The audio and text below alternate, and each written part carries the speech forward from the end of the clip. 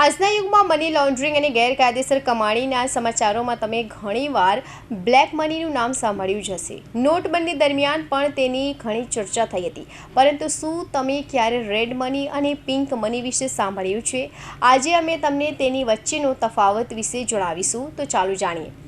Red money પણ black મનીની જેમ ગેરકાયદેસર હોય છે, પરંતુ તે ખાસ કરીને ગુનાઓમાંથી કમાયેલા નાણાં સાથે સંબંધિત છે.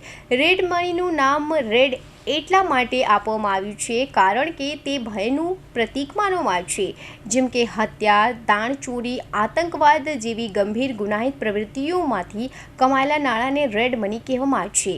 પિંક મની એ ગેરકાયદેસર નાણાં કહેવામાં આવે છે, જે નશીલા પદાર્થોથી હેરાફેરી, ગેરકાયદેસર જુગાર અને ડ્રગ્સ જેવી પ્રવૃત્તિઓમાંથી આવે છે. પિંક મનીને કારણે સમાજમાં ગુના અને નશા જેવી સમસ્યાઓ ઝડપથી ફેલાઈ રહી છે. બ્લેક મની ટેક્સ ચોરી અને ભ્રષ્ટાચારમાંથી આવે છે, જ્યારે રેડ મની આતંકવાદ અને હત્યા જેવી ગંભીર ગુનાઓ સાથે જોડાયેલું નાણું છે. આ ઉપરાંત જો આપણે પિંક મની વિશે વાત કરીએ તો તે નશો અને જુગાર જેવા ગેરકાયદેસર વ્યવસાયો સાથે જોડાયેલું નાણું છે. સરકારે આ 3 પ્રકારના નાણાં રોકવા માટે મની લોન્ડરિંગ વિરોધી કાયદા, ઈડી તપાસ, બેન્કિંગ મોનિટરિંગ અને ડિજિટલ ટ્રેકિંગ સિસ્ટમ લાગુ કરી છે. Bureau report, Hind TV news, Surat.